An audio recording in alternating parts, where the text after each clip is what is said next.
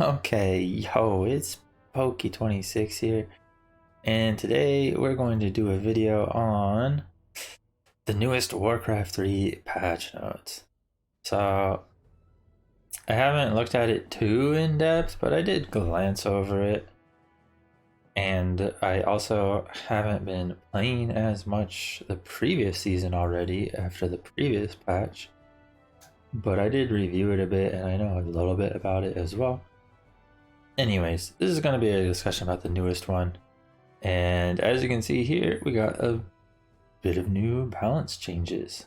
So first thing are some elf changes. Immolation mana drain per tick increased. Honestly, I think it's whatever. Like if people still want to use immolation for speeding up creeping, or potentially harassing expansion workers or fighting off a rush or whatever, like ghouls or something, they can still do that. This isn't necessarily going to stop that. It mostly comes into play against opponents who know how to judge the moon wells of an elf, and if they want to go for like a tier 2 push. But otherwise, I think this is whatever. Immolation is still going to get used if people want to use it. People don't want to use it, because I know there's some that only go mana burn, evasion anyways. They'll still just go mana burn, evasion. I haven't seen as much on the pro level on what exactly is used, but I still think if they are using immolation, they would continue using it. I think it's very negligible. Sentinel research cost reduced from 100 to 50 lumber. I think this is good. I think it still costs 100 gold as far as I know. So if it's 100 gold and 50 lumber, it's still very pricey for owls on a unit that does not scale well. So I honestly think this is whatever. If anything, this allows someone who's doing huntress mass, whatever, into a rush to either maybe fit in another tower or maybe detto another wisp that they couldn't have in terms of wood cost. But the gold cost, it still just matters what the gold is, and honestly, you run out of gold with hunts a lot of the time anyways, so I don't know. It's good, but I don't think it's like super impactful. We'll see if anything in particular arises out of it.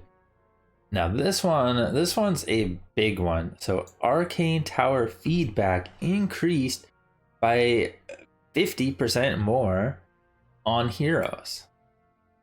I believe the regular units one is it. I think that's the same. Maybe. I feel like it's meant to be the same. But 24 sounds like a lot too. I don't actually know if it's the same or that was raised as well. And if it is raised, does it affect summons and stuff too then, or what? I don't know. Either way, the fact that Arcane Tower is getting a buff is crazy to me. You got the human race in the game is already the literal strongest in the early game. There's a reason why they are able to expand on any map against any race if they so desire to. Of course, some maps and some races it is harder to do so, but the fact that they can brute force these expos at tier 1 against any race makes me wonder why their early game continues to always just be getting buffed. I don't think the early game is the problem. The problem is how they scale into the late game, or how they reach the late game with a struggling mid game when a second hero comes in and their footmen start dying off, right? And I don't think this is enough to, like, I don't think this is something that necessarily changes that. It mostly just seems like an annoyance. Now if you accidentally walk in tower range, you're losing 50% more of your mana and taking a bit more damage and whatever, right? That's, I don't know, that just seems bad. Because Arcane Tower is already the probably second strongest tower in the game behind Nerubian. And there's a reason why these are the two strongest towers. Because they have extra effects that set them apart. You know, they don't just simply do damage. They have slow on the Nerubian and feedback on the Arcane Tower. There's a reason those effects are really good. So I don't think Arcane Tower needed a buff, and I think if anything, this could cause problems, especially tier 2 tower pushes or something, right? Or, you know, if your expansion gets off and you have an Arcane Tower up early, which they should already be doing. You know, humans are already super greedy, going for an expansion anytime, anywhere, against any race, whatever. So, you know, they should already be fitting this Arcane Tower. It's like, now it just, if you accidentally walk in range of it, don't actually have vision of it yet, or whatever, it gets some free shots off over trees because it has decent range. Now you're just losing more mana, and it's, I don't know if this is really good for the game, but that's what we have. Moving on, Sundering Blades bonus reduced from 15 to 10%. To me, this seems very negligible and kind of like whatever. They're still going to do really good damage against medium armor. Sundering Blades is still just some free upgrade that they got a few patches back. Is still going to be good. Whatever. Like, the fact is, I'm sure there's plenty of times where knights overkill with their damage anyways, and this 5% doesn't mean anything. And in cases where it doesn't, maybe it's like one more auto attack of a knight. And I don't know, maybe it could come into play in niche scenarios, but generally it's whatever. Knights are still going to perform well against medium armor targets. So, okay. Like, if anything, the thing knights have trouble with isn't necessarily their damage against medium armor, it's things that slow them, like Nova and Frost armor, right? Which, by the way, if you've glanced over these notes, there's never any nerfs on the hero Lich that has some of the strongest abilities in the game since the game's like release. So whatever, that's how it is. Moving on. Next one, Troll Headhunter hit points reduced. So we finally have a Headhunter nerf, and I don't think it really matters that much at this point. Like, most of the time with Headhunters, these days, people have kind of figured it out for the most part, and you're either doing the right thing against Headhunters or you're not. And that's going to choose whether you win or lose. This 25 health, I feel like this 25 health mostly affects tower pushes, orc tower pushes. So if the orc went for like a tier 2 tower push against particularly Night Elf, then this matters. In the other scenarios, I think it's negligible. I guess it affects berserkers a bit, particularly in endgame against like undead or something, because you do generally want to add in some berserkers against undead, even if you weren't going headhunters to begin with, right? I think you have some raider and snare on the destroyers, and you focus it down with a few headhunters plus, you know, Orb of Storm's Blade. So it could matter. Honestly, I think it wouldn't be bad if Berserker form still had whatever this extra health, and then just normal headhunters didn't.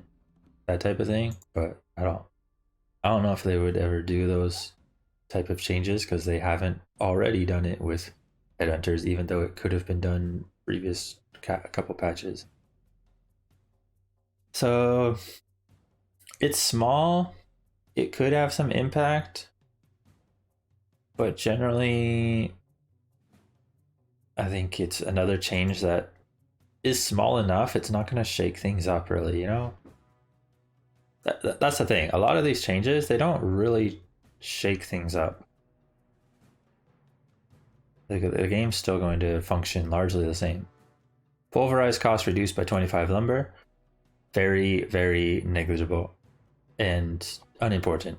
Like, if they want to make a change like this, drop it to like at least 150 or something, right? Just make it 75 less lumber. Then that could be impactful. 75 lumber is, for instance, very close to the cost of a torrent to begin with, and maybe that lets you queue up another torrent because a torrent's like 80 wood. But 25 wood is like, okay, whatever. Cannibalize cost reduced from 75 to 50 gold. That is kind of whatever, but it does come into play when you read the next line, which is also cannibalize. Research time reduced from 30 to 15. Okay, maybe there's some instance where you'd use this, but I think realistically the only instance is either if you're doing split creeping with ghouls and like no hero, such as if you have a Death Knight harassing a Night Elf with coil and just kind of pestering them with some skellies, whatever. Your ghouls can creep and cannibalize on the spot and continue creeping rather than having to like go back to blight and heal for essentially free anyways. So like 50 gold, you can afford that. 15 seconds is pretty quick. So there could be some uses for this, but it's mostly going to be either, like I said, either split creeping with ghouls and having them cannibalize on the spot so they can creep again, or against human. And well, there's not much else here for human besides the Arcane Tower feedback, which doesn't really matter for ghouls. So human nerfed? Question mark? But yeah, this is something that could be used against human, I would say, and that's about it. Apart from the, like I said, the split harassing or split creeping, possibly against like elf. I think it's cool. I think it's potentially usable, but I don't know if it's what the game necessarily needs right now. I don't know if this change does something for the game that matters in a meaningful way, because ghouls are already used in every matchup, so giving them more utility, similar to when they were like, oh, we're gonna have frenzy give ghouls an extra 25 health or whatever it was. I don't remember the exact number, but they were planning to have frenzy actually give extra health to ghouls, and it's like, you realize ghouls are literally used in every matchup. Do you really need to buff something that's used in every matchup? I don't know. So I think it could be good for the game, but I feel like this sort of change belongs alongside even more changes to the game.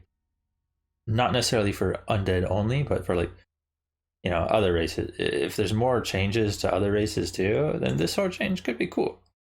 Maybe cannibalize these some play. Next change, claws. Claws 5 and claws 9 nerfed.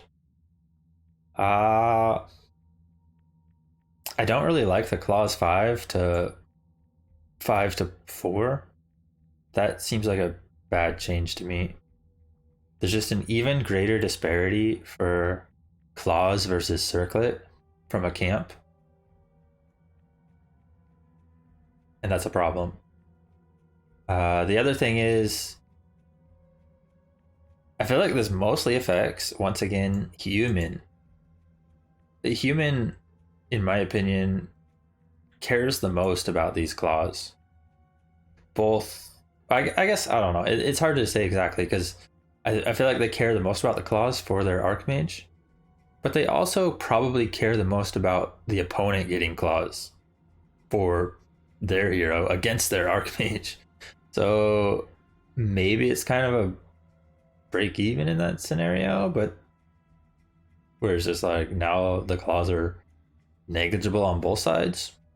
It could be good for the game. The problem is, like I said, the circlet. The fact that circlet is still really powerful and you're just nerfing the other item means that circlet is going to continue to be a huge thing. There was a human player, for instance, in that hasn't played for a while, but like a year ago when he played, he bought circlet quite often on his Archmage. And he realized just how powerful circlet was. And that's with +5 claws in the game. So, you know, I mean, I'm sure he bought some claws as well if there was actually a marketplace rather than a shop. But there's a reason circlet is literally purchased at full price. And it's because it's pretty insane. So if you find it without having to pay full price and your opponent's getting some claws 4 instead of 5, it's probably a big deal. My other comment on claws is that Immolation Demon Hunter honestly performs just fine with the other items anyways, like Ring and I feel like I'm forgetting something, but maybe just Ring. Circlet, of course. So you don't even necessarily want claws. When I played Immolation Demon Hunter, for instance, I wanted Ring or Circlet, not claws to begin with. Claws and gloves get sold anyway. So now that claws is even worse, it's like, okay. I don't know. I don't know if this is good for the game. It's possibly another change that just needs more changes if you want to employ this properly. And those more changes involve nerfing circlet. If you're not nerfing circlet, why are you nerfing claws? So okay. I think clause 8. This one honestly is fine. Like clause 8 is still going to be impactful with the other items in that pool of items. You know, the Talisman of Evasion, Periapt, Pendant, etc.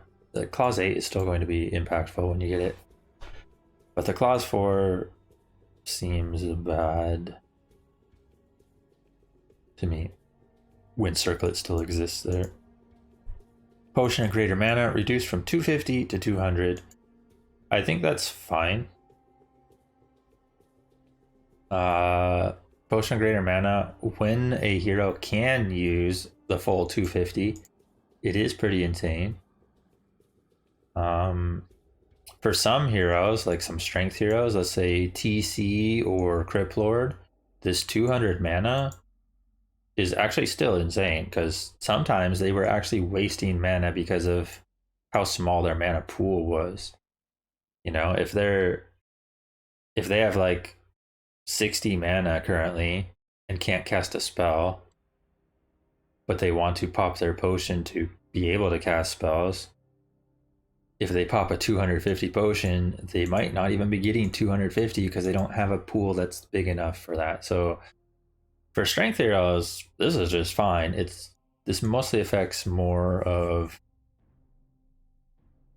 you know, the heroes that actually have the ability to, or the heroes that have this big of a mana pool, which is either heroes that have already found a pendant or have some circlets, are high level, or int based heroes, etc. And I think it's fine change. Greater Mana is still going to be very impactful even with it, and the fact that an item is going to be reduced this much and still be impactful means that it's fine to nerf it, I would say. Wand of Mana Stealing reduced from 65 to 60. I don't necessarily know if that was needed, but I guess it's fine. And another change that's just fine, like 65 mana is pretty impactful against someone who is expanding, so particularly human expanding. if the opposing race gets a 65 steal and they can do that twice, it can make a big impact. And that is same thing with the next item, Lightning Shield being removed. Lightning Shield can also make a big impact against human in the early game if they're expanding. So overall, I would say most of the changes are negligible and don't impact the game much. But there is quite a few changes that make humans early expansion even easier, and humans already the best race in the game at early expansions. So okay, I guess that's what humans want, but I don't think that's what humans need. You know, you got a race that, like I said earlier, literally can expand on any map against any race if they so choose. They can literally brute force it. Sometimes if they don't play it well enough, they will lose at those points. But the fact that if they do play it well enough, they can succeed is like, that's kind of a big deal, right? You look at the other races and other matchups, and they can't necessarily do that. You can't just play well enough as Orc and have your fast expo come up or something. It's just not going to work, even if you do play well. So, you know, considering if the opponents are equally matched. So, I don't know if making human expansions easier is a good change. I feel like it's a bad change. But I don't know exactly how to go about changing human to begin with if human wants more buffs. I believe currently humans actually performing fairly well across the board at various MMRs, apart from maybe pro level, in which case I don't know if this is needed for them, but okay, that's a thing that's happening. Yeah, touching on Lightning Shield more, I think this is fine. I think the cases where Lightning Shield is used really good, the item could be insane. In the cases where it's not, you just don't even care to find this to begin with, right? There is some problems with the fact that the pool of items from these camps can be so small sometimes. You know, like now you're left with what?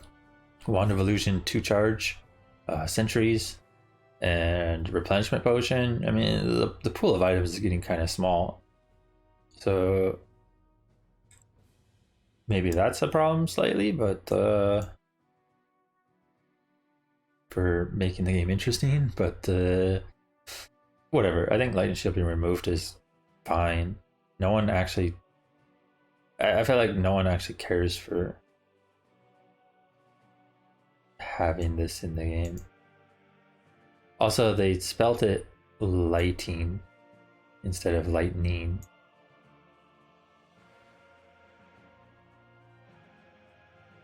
Anyways, moving on. Ranked. After the end of the season, MMR will be hard reset. Previously, MMR did not fully reset each season. I think that's cool. To some extent. I don't know if hard reset is the right way. I believe W3 Champions, for instance, doesn't reset at all. But I think setting BNet apart from W3 Champions is a good thing, because you don't want to make the same product unless you're going to actually fully invest and do it properly, which Blizzard is not going to do, because Blizzard's never going to afford more servers because they don't see a profit in affording more servers. So setting it apart from W3 Champions, I think, is fine. And this is one way to do it, having a full reset. Some people will want to grind again when their MMR is reset just to like smash players that are potentially lower MMR. It's not necessarily good for the game, but it'll get people playing it, I guess. Map pool standardized to 10 maps and 5 vetoes across all modes. Now, the fact that they put these two lines right next to each other is kind of weird, because it's 10 maps and 5 vetoes. Whoops, I just clicked. 10 maps, 5 vetoes. So if we look at the game here, this means someone could theoretically go like this and match someone who theoretically vetoed these 5. What happens when all 10 maps are vetoed? That's kind of weird.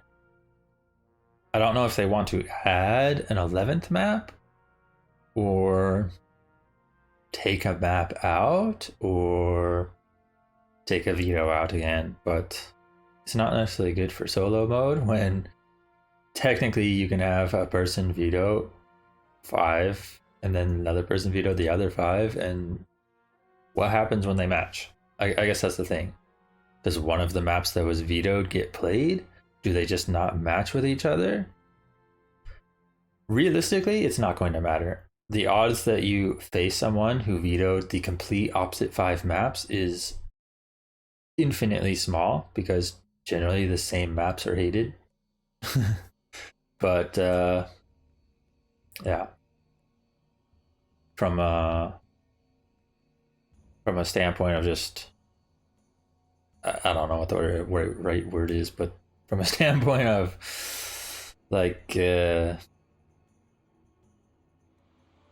can't even think of the word. Okay, from the standpoint of just making it clear and making it make sense, it seems weird.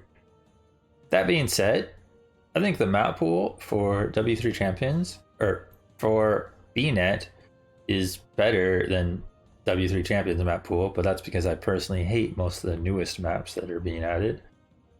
Like for me, I'm like, okay, I can veto these, I don't like those. I can veto Twisted. And then I'm done. I still have 2 more vetoes. Like, this map pool is insane for me. And so going even further, I don't particularly like Autumn Leaf, so I could veto that too. People that don't like Amazonia could veto Amazonia if they have similar tastes, and you got a real map pool. So map pool wise, I think this map pool is pretty cool. I think Blizzard has had a better map pool than W3 Champions for many seasons. Apart from the fact that the maps haven't been updated, and sometimes the updates were good.